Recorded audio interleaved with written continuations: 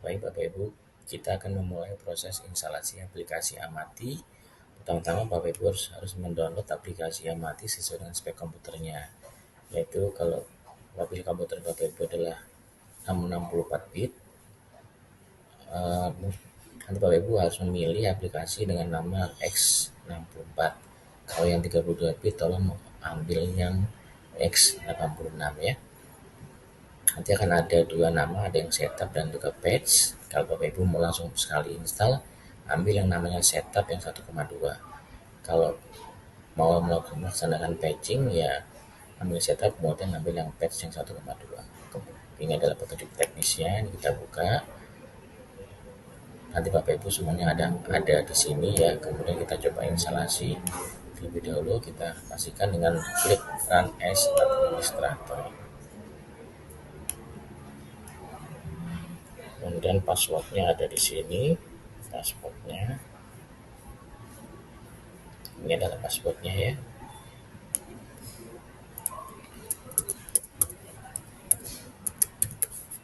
Kita next saja. Kita install proses.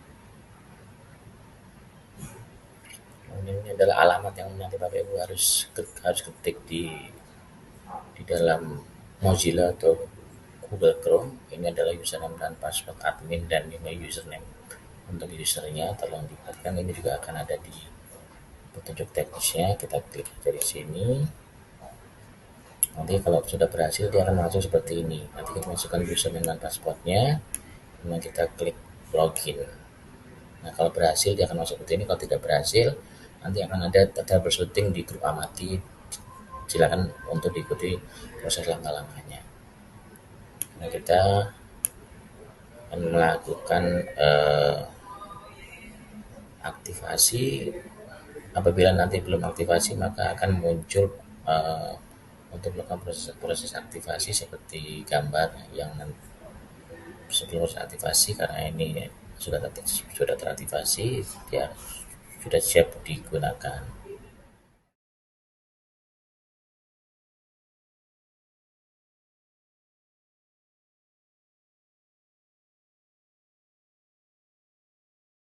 Ya, selamat pagi Bapak Ibu, kita akan memulai melakukan tutorial mengenai tata cara penggunaan aplikasi Amati.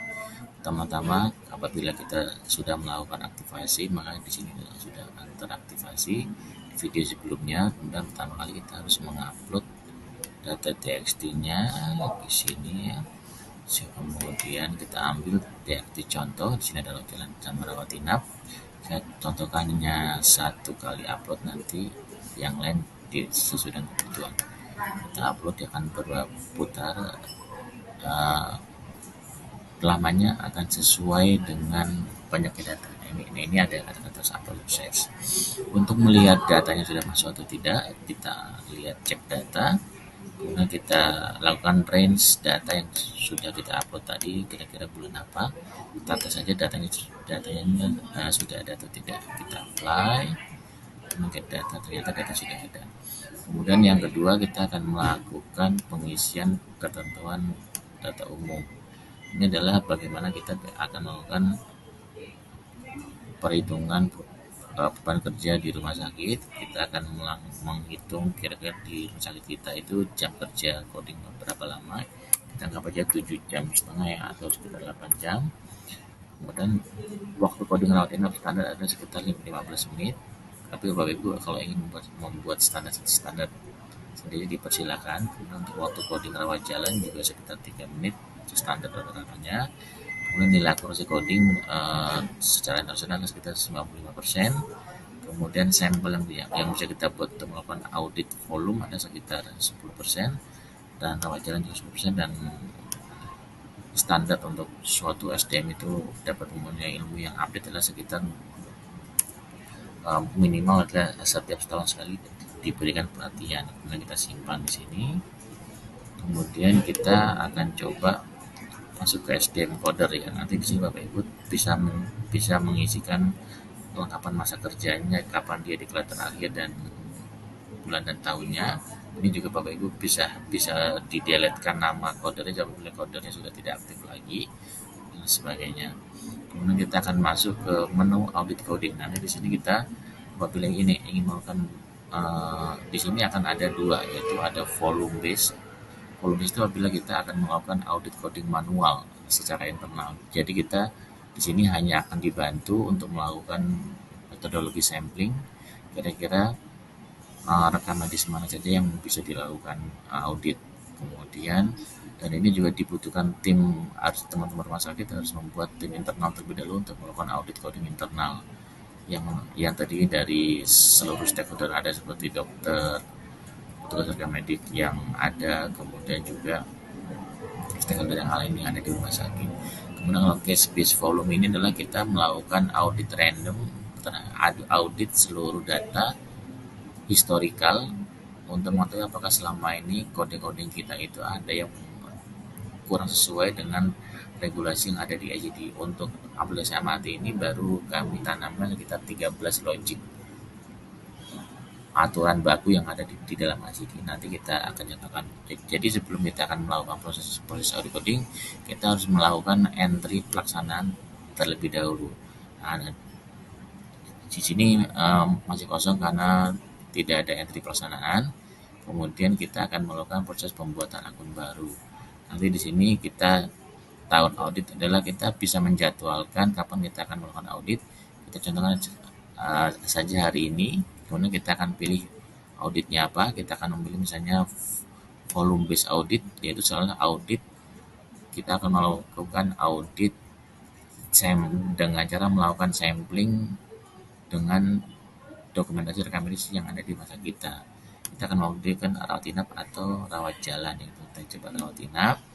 Kita ambil periode yang mau kita melakukan audit, mungkin kita coba 1 bulan saja ya. 30 ini tanggal 1 ya. Oke, kita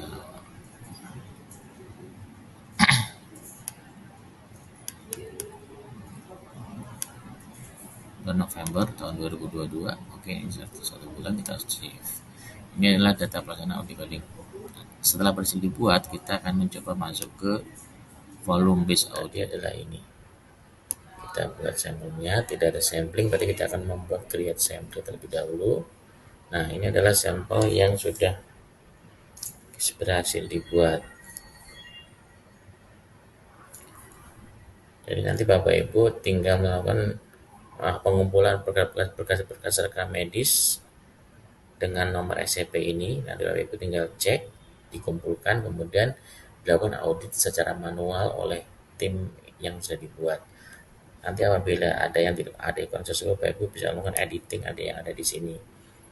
Diklik, oh dia ternyata kurang sesuai, kemudian ini coding yang pre-audit, kemudian ini adalah coding yang post audit, apakah ada perubahan atau tidak. Kemudian nanti tinggal dimasukkan proses revisinya, hasil grouping terbaru setelah post audit itu apa dan harganya berapa.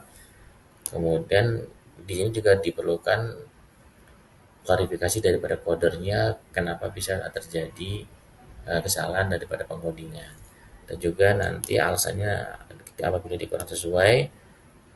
Nanti di bawah kita bisa menentukan kategori kesalahannya apa untuk proses intervensi post audit ya. Mungkin kita dokumentasi lengkap, kemudian kita simpan. Nah, dan seterusnya sampai dengan habis. Kemudian itu adalah volume based audit. Kemudian kita akan mencoba melakukan case based audit. Kita juga harus melakukan proses pengentrian lagi. Entry waktu pelaksanaan kita buat baru. Ini kita buat case audit. Kemudian nanti kita coba melakukan proses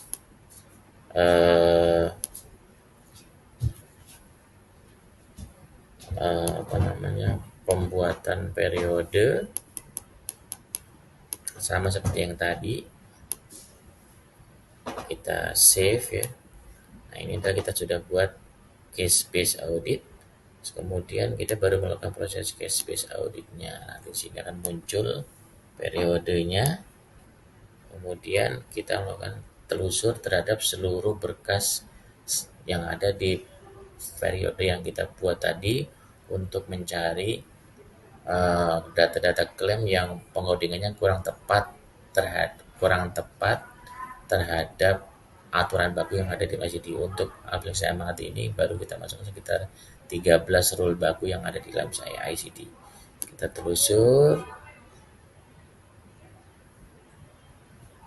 Ini tergantung dari banyaknya data yang ada di rumah sakit. Dia akan nah, ini adalah hasil temuan dari rumah sakit ini. Nanti Bapak Ibu tinggal cek, misalnya di sini ya, kita temukan bahwa ini adalah kasus bronkitis untuk ICD untuk G20 adalah kode untuk pasien di bawah 15 tahun dan lain sebagainya. Kasus hipertensi dan lain sebagainya ya. Ini Bapak Ibu nanti bisa short juga di sini yang mana saja yang bermasalah. Kemudian setelah itu kita akan masuk ke analisis data klaim. Nah, di sini ada cash mix index. Bapak Ibu bisa mengetahui berapa nilai cash mix index di rumah kita setiap bulan, sehingga kita bisa mengetahui progres implementasi dari cash mix indexnya. Informasi mengenai cash mix index Bapak Ibu bisa lihat di Instagram kami di cash mix online. Di sini kita ambil cash mix index rawat inap. Nanti tinggal kita klik saja hitung rawat inap. Nanti akan kita dapatkan nilai cash mix indexnya ya, paling bawah. Karena ini adalah data dari Juli sampai dengan Desember. Dan di sini kita lihat cash mix index bulan Juni 0,83, Juni 4, 76, dan ini ternyata cash mix indexnya bersifat fluktuatif. Jadi untuk penafsirannya nanti Bapak Ibu bisa mencari informasinya di Instagram kami. Kemudian kita masuk ke telah BA. Jadi nanti Bapak Ibu sebelum melakukan proses klaim ke rumah sakit, Bapak Ibu bisa mengecek apakah klaim-klaim kita ini sudah sesuai dengan kondisi di berita acara penyelesaian disebut klaimnya. Kita pilih bulannya, misalnya bulan Juli, layanannya adalah layanan inap, kita telusur. Nah, ini adalah klaim-klaim yang Bapak Ibu harus berikan perhatian apabila nanti ada pertanyaan-pertanyaan dari verifikator, atau mungkin sebelum Bapak Ibu berikan ke verifikator untuk diverif, Bapak Ibu tolong dicek lagi pengkodingan dan juga berkas yang harus disiapkan. Kemudian kita masuk ke irisan dan readmisi. Jadi nanti Bapak Ibu di sini bisa mengetahui klaim-klaim mana yang ada irisan mengenai dia adalah pasien yang sama tapi diklaimkan 2 kali, rawat inap dan rawat jalan. Misalnya pasien masuk ke IGD, kemudian habis itu langsung rawat inap. Biasanya ini apabila tidak teliti akan ada 2 SOP berbeda untuk pasien yang sama. Kemudian juga untuk kita cek irisan, nanti tinggal pilih bulannya. Tadi bulan Juli di tahun 2022 kita pilih telusur.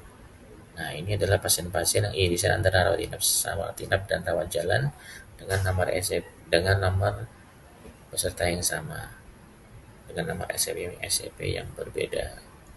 Ya.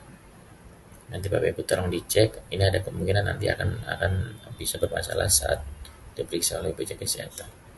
Kemudian kita akan masuk ke readmisi. Kita cek juga bulan Juli. Nah, ini adalah pasien-pasien yang potensi nanti bisa menimbulkan masalah atau dia bisa tertolak karena ini adalah pasien-pasien yang masuk kembali dengan diagnosis yang sama dalam rentang waktu 30 hari. Kalau nanti dicek, dan ini Bapak Ibu juga bisa mendownload Excel-nya untuk dicek. Kemudian fragmentasi juga sama. Fragmentasi itulah untuk rawat jalan, kalau readmisi lah untuk rawat inap. Kita periksa untuk fragmentasi ini adalah kondisi potensi nanti Bapak Ibu akan mengalami permasalahan atau mungkin klaimnya akan dianggap tidak layak dengan kondisi pasien datang kontrol atau berobat rawat jalan dengan diagnosis sama dalam rentang waktu 7 hari. Untuk readmisi dan fragmentasi itu ada 4 pengecualian ada di dalam PMK 26 tahun 2021. Seperti emergensi, penyakit kronis, dan lain sebagainya. Kemudian setelah itu kita akan masuk ke menu gambaran bayaran. Jadi nanti Bapak Ibu apabila membutuhkan laporan rutin kepada direktur, Bapak Ibu bisa menggunakan fitur ini. Misalnya contoh kita akan membuat laporan per bulan gitu ya. Jadi nanti Bapak Ibu bisa periksa Juli, misalnya Juli tanggal 1 sampai tanggal 30, kita apply, rawat inap, kemudian kita analisis. Nah, ini akan keluar data-data pasien-pasien selama bulan yang dipilih. 20 besar DPJP dengan nilai klaim, kemudian 20 besar DPJP untuk nilai tarif rumah sakit. Jadi nanti Bapak Ibu bisa bisa membandingkan apa namanya, mengevaluasi di setiap dokter. Ini ada 10 besar diagnostik, 10 besar tindakan, kemudian 10 besar CPGs, kemudian pengelompokan CMG-nya, kemudian ini ada tipe rawatnya ya. Ini ada yang hanya hanya pasien dengan rawat inap tindakan dan hanya dirawat saja, kebidanan, kemudian ada yang neonatal, kemudian mengetahui yang cara pulangnya juga, dan apabila ibu ingin mengetahui per kode CPG seberapa nilainya, ini juga ada, tinggal dipilih kelas rawatnya, dengan nanti dia akan melakukan filtering sendiri, level 3 saja juga bisa. Dan ini Bapak Ibu apabila ingin memindahkan ke Excel tinggal disorot dan di copy paste ya. Tinggal nanti tinggal di copy paste ke Excel. Mungkin itu untuk update amat sampai dengan 1.2. Nantikan update selanjutnya. Ini Design Claim Center. We are trendsetter not follower. Terima kasih.